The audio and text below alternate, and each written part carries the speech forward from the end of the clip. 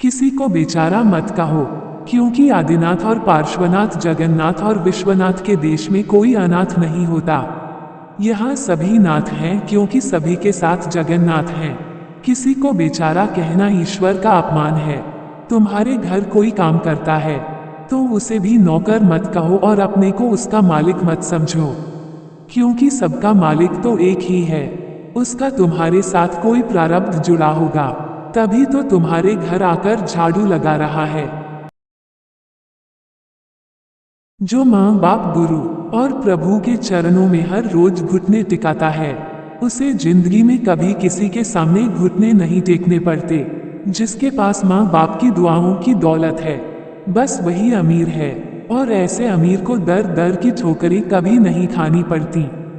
जिंदगी में माँ बाप के प्रणाम का और प्रभु के ध्यान का पुण्य अवश्य बटोरें।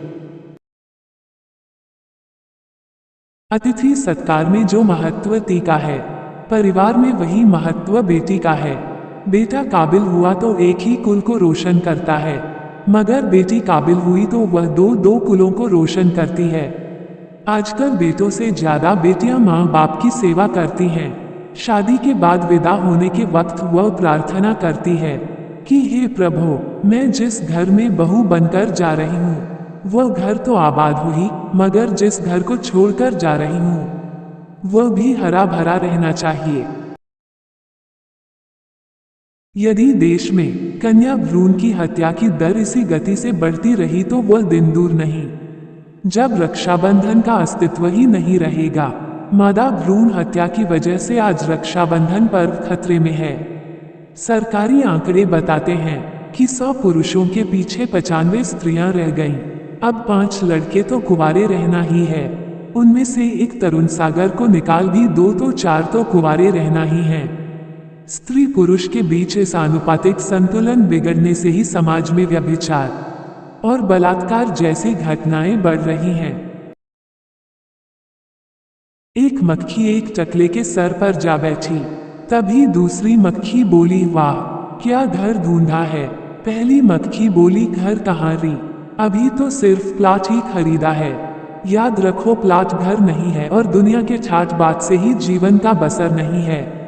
तुम्हें कोर्ट कचहरी का मुकदमा ही नहीं जीतना है, बल्कि परिवार में सबके दिल भी जीतना है। और किसी के दिल को जीतना है तो तलवार नहीं प्यार चाहिए, दादागिरी नहीं मनोहार चाहिए।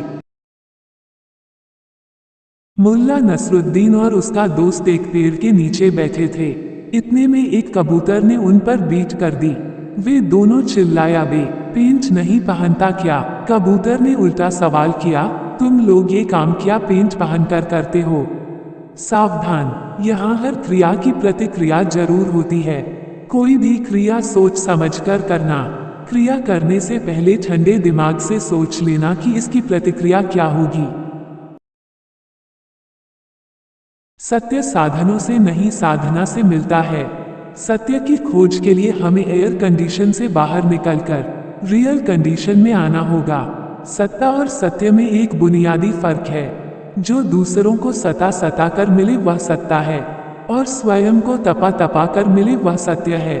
और फिर सत्ता शाश्वत नहीं है। सत्ता का पत्ता कभी भी कट सकता है, मगर सत्य शाश्वत है। तभी तो कहा जाता है सत्यमेव जयते।